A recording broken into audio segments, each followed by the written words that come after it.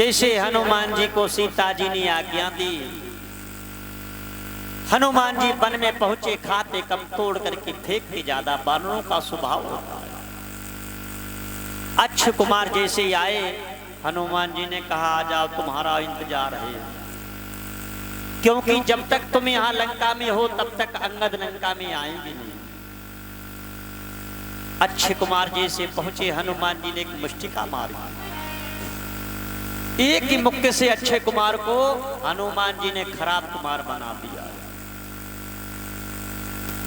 रावण को पता चला, रावण ने मेघनाथ को भेजा। मेघनाथ जिस समय पहुंचा, हनुमान जी को ब्रह्म फांस में बांध लेता है,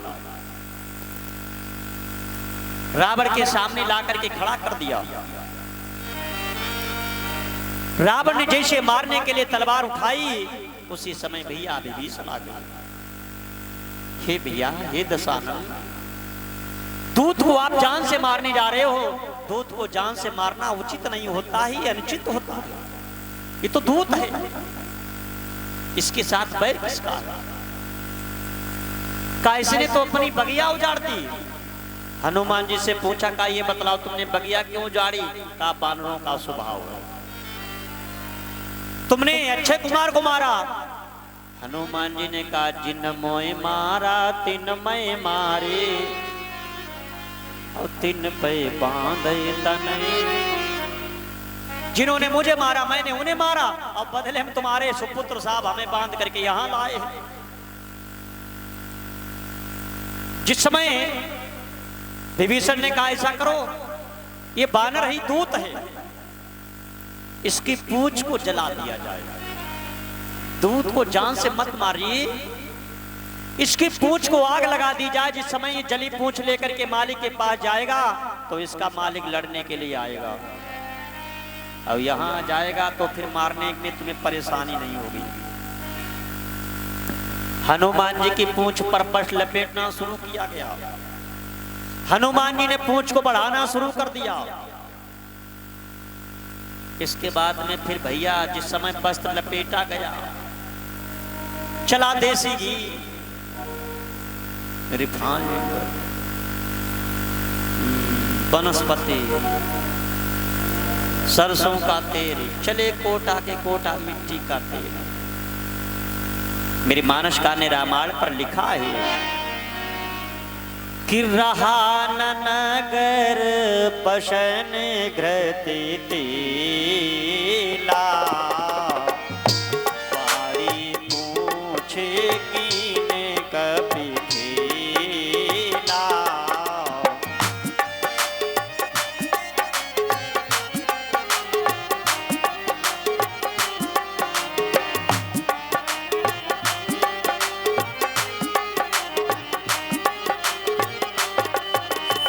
रहा नगर पशन घृति तेला, पारी पूछ कीने कपि खेला।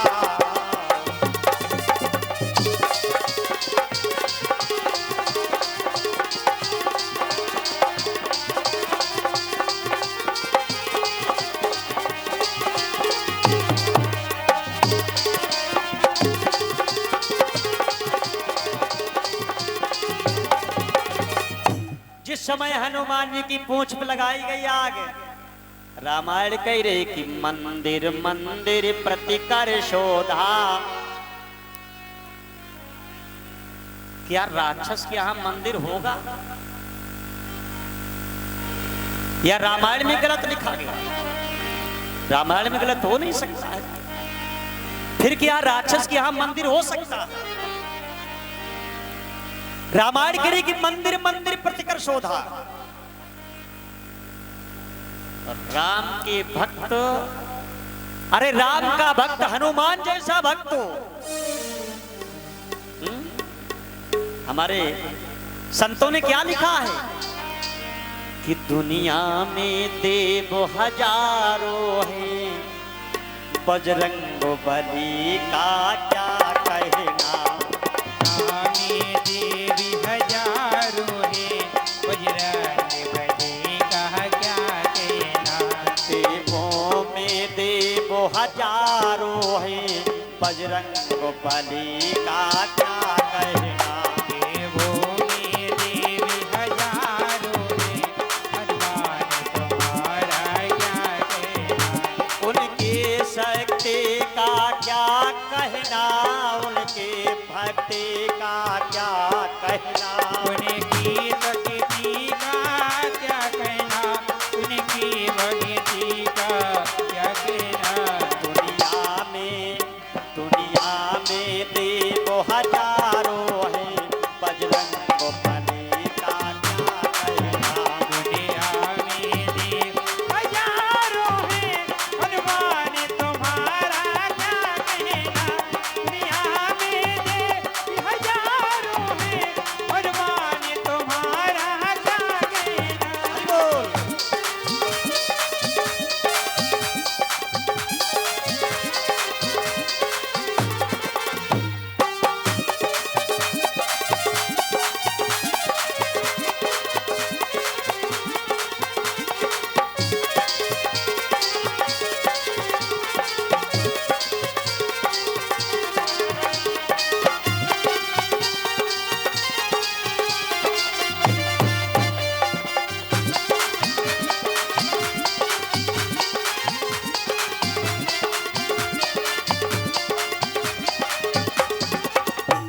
बोले गोविंद भगवान की। जय हो। जिस समय हनुमान राम का भक्त जिस महल में चरण पड़ जाए, आज भी जिस घर में यदि राम के भक्त के चरण पड़ जाएं, वो महल मंदिर के ही समान हो जाता है। इसलिए रामायण पर लिखा है कि मंदिर मंदिर प्रतिकर शोधा। एक महल से दूसरे महल में, दूसरे महल से तीसरे महल पर। एक महल में पहुंचे तो देखा शनिदेव उल्टे बंधे। ये शनिदेव जिस समय पहुंचे हैं रावण के पास में, रावण से कहा शनिदेव ने मैं तुम्हारे लिए आ गया हूं। रावण ने पूछा कितने दिन के लिए आए हो? कहा 7.5 साल के लिए। 7.5 ही शनिचर। रावण ने कहा 7.5 साल के लिए नहीं, हमेशा आजीवन कारावास, हमेशा पास में रखेंगे। शनिदेव को बांध दिया है। इंद्र जिनके यहां जल भरने के लिए जाते हैं, पवन देव जिसके यहां झाड़ू लगाने के लिए जाते हैं, रावण ने 64 जुगराज किया। हनुमान को शनिदेव ने देखा, कहा हनुमान मुझे छोड़ दो, जो तुम्हारा भक्त होगा उसको मैं कभी यातनाएं नहीं दूंगा। यदि जिसके ऊपर शनि की दशा चल रही, वैसे इस समय कुंभ राशि वालों पर शनि की दशा है, तो जिनके ऊपर शनि की दशा है किसी तांत्रिक के पास मत जाना, भगत जी के पास मत जाना। शनि देव ने कहा हनुमान जो तुम्हारा उपासक होगा उसको मैं कभी यातनाएं नहीं दूंगा, जो तुम्हारा भक्त होगा उसको मैं कभी सताऊंगा नहीं। इधर केवल मुझे छोड़ दो यहां से। हनुमान जी ने शनिदेव को छोड़ा है। विभीषण कुटिया के पास पहुंचे तो भैया विभीषण कुटिया के अंदर बैठे रो रहे, प्रभु मुझे अपनी कुटिया जलने का दुख नहीं है, मुझे कुटिया जलने का दुख नहीं। दुख तो इस बात का है कि प्रभु कुटिया पर आपका नाम लिखा, ये आपका नाम भी जल जाएगा भगवान। कि मेरी सोनी सी डगरिया में आओ मेरे राम, आ जाओ मेरे राम। सोनी सी डगरिया आओ मेरा, आ जाओ मेरा। मेरी सोनी सी डगरिया में आओ मेरे राम, आ जाओ मेरे राम। मेरी सोनी सी डगरिया आओ मेरा, आ जाओ मेरा। गहरी नदिया नाव पुरानी लंबा प्रभु किनारा है, गहरे नदिया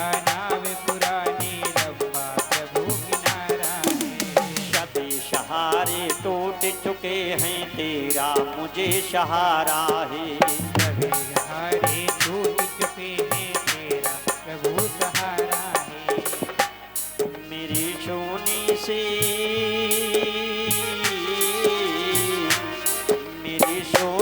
से डगरिया में आओ मेरे राम, आ जाओ मेरे राम। मेरी सोनी सी डगरिया आओ मेरे राम, आ जाओ मेरे राम।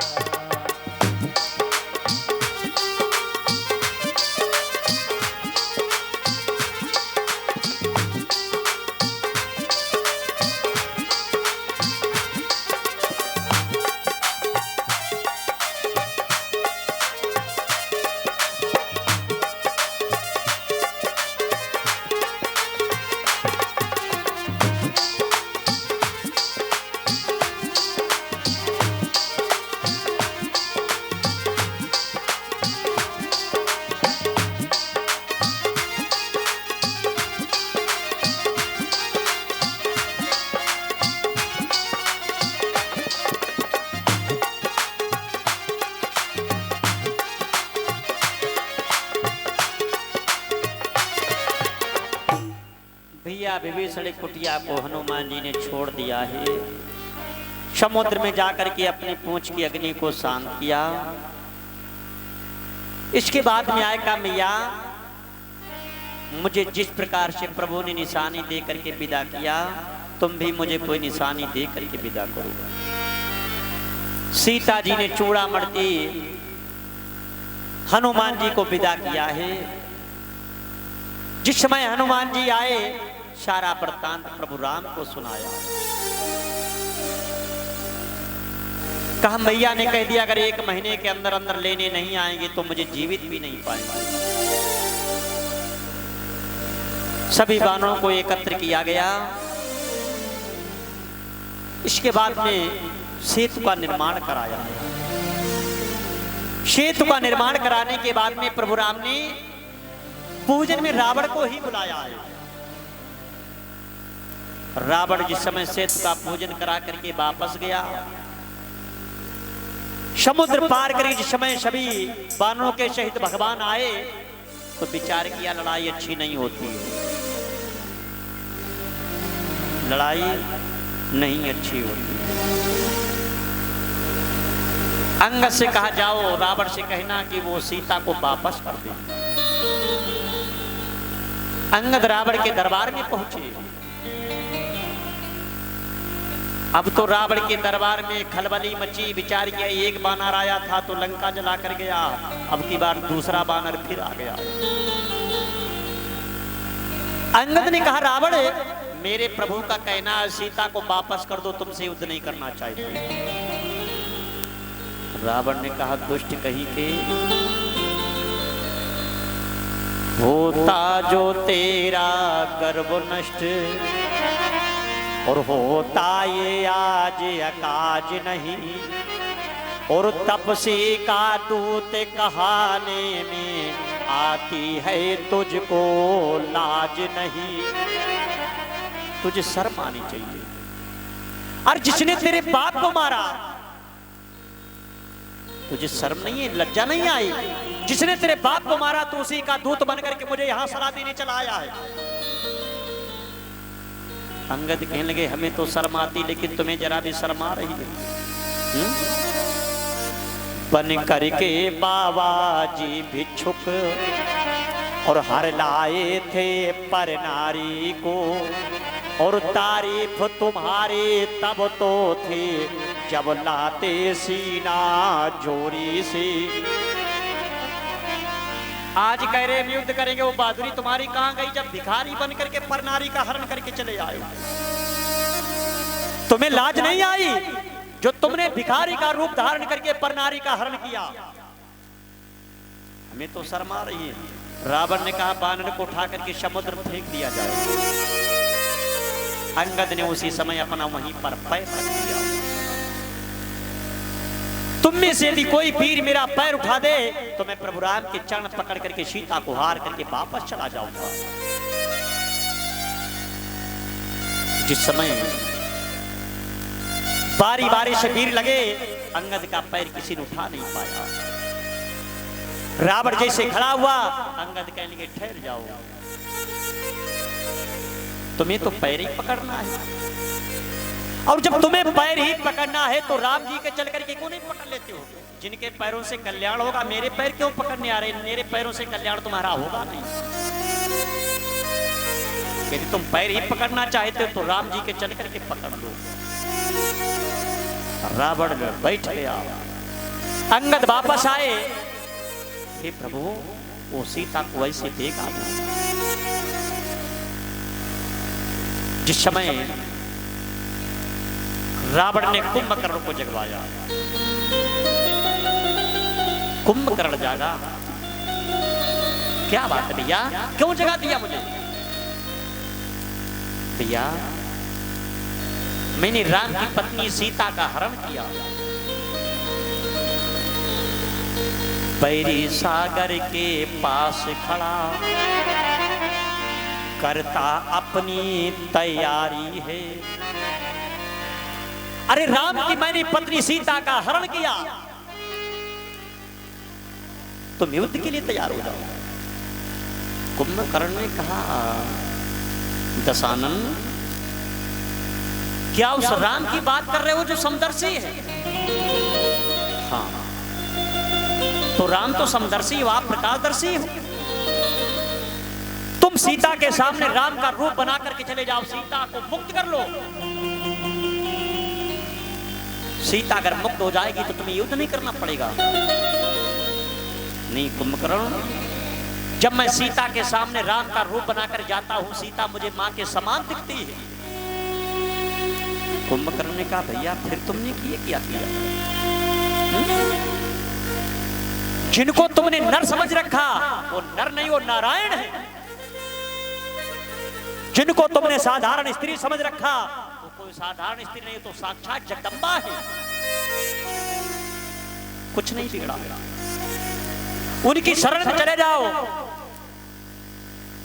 उनसे कहते हैं दीन दयाल, वो तो दीनों को दयाल है, तुम पर दया करेंगे तुम्हें क्षमा कर देंगे। उनकी पत्नी सीता को वापस कर दो। रावण ने कहा, कुंभकर्ण मैंने तुम्हें ज्ञान देने के लिए नहीं जगाया, मैंने तुम्हें इसलिए जगाया है कि भाई का कर्तव्य क्या होता है। कहा भैया मैं तो अपने भाई का ही कर्तव्य फर्ज पूरा कर रहा हूं। भाई का कर्तव्य होता है कि अगर एक भाई दूसरे भाई को गलत रास्ते से रोक दे। कुछ नहीं बिगड़ा है। जिनको साधारण स्त्री समझ रखा वो साक्षात जगदम्बा है, वो शक्ति है। जिनको तुमने नर समझ रखा वो नर नहीं, वो तो नारायण है। रावण ने कह दिया जाओ मदिरा लाई जाए। विचार किया बात ऐसे मानेगा नहीं। रावण ने मदिरा मंगाई। जिस समय कुंभकर्ण ने मदिरा का पान किया, बुद्धि बिगड़ गई। जब तक कुंभकर्ण ने मदिरा का पान नहीं किया तब तक रावण को ज्ञान देता रहा।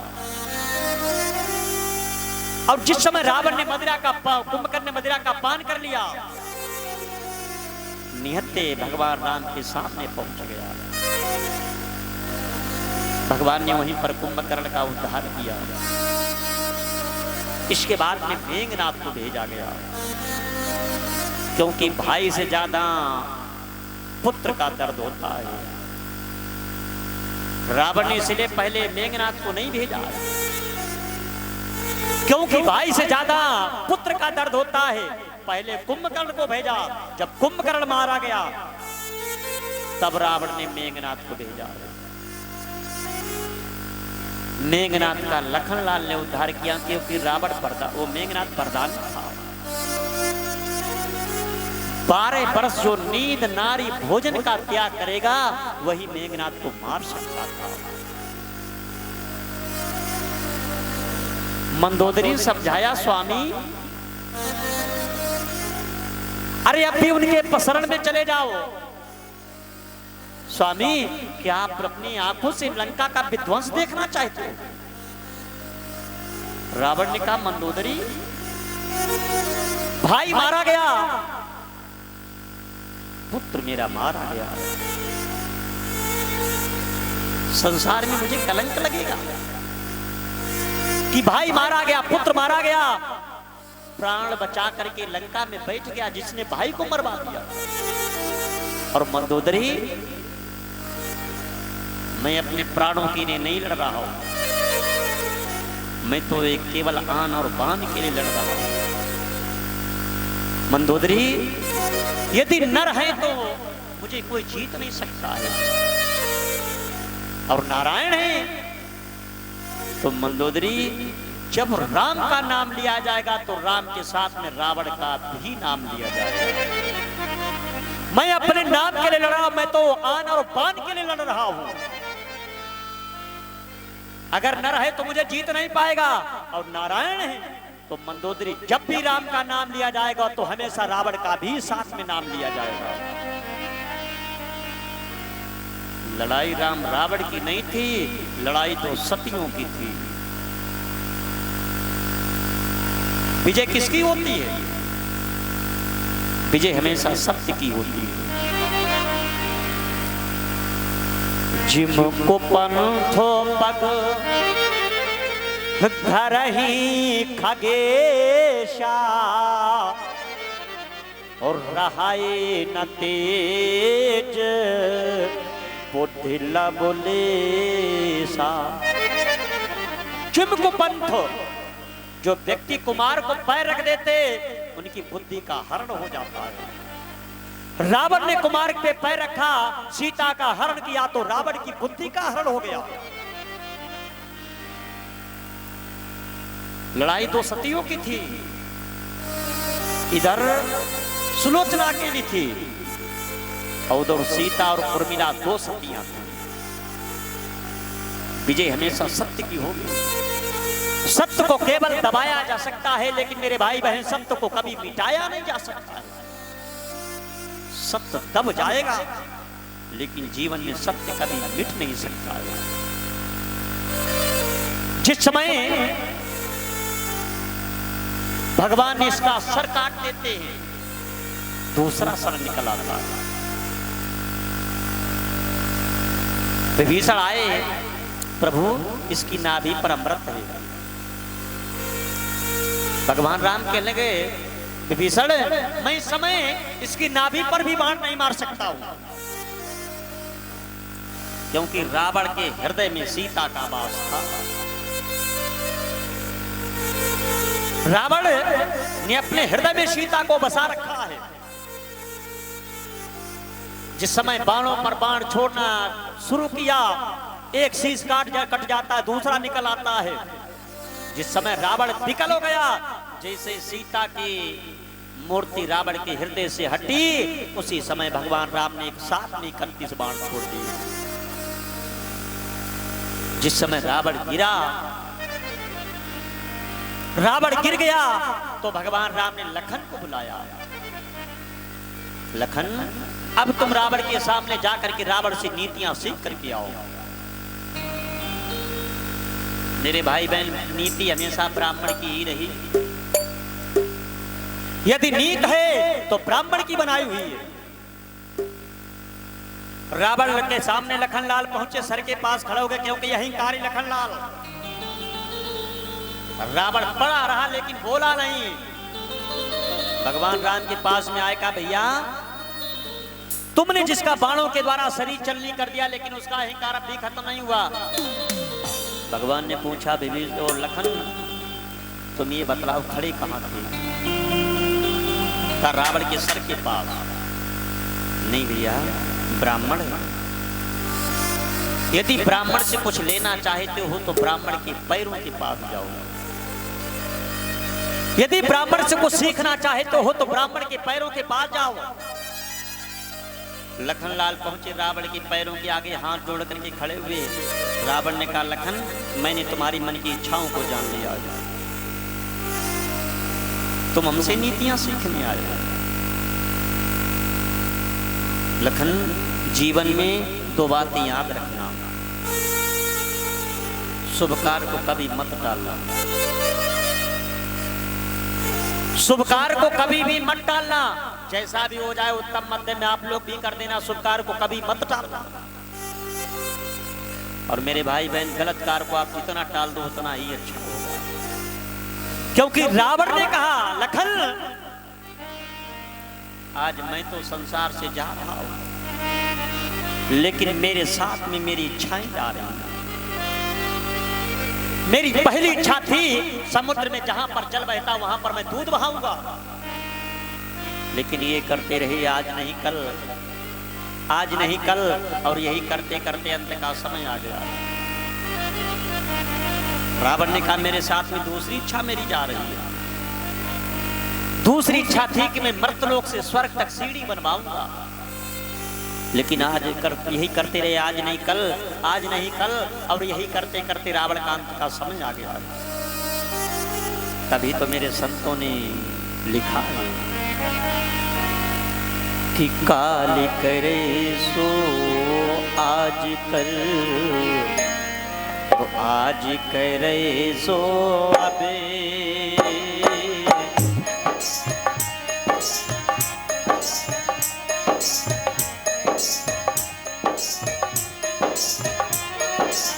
काल करे सो आज कल,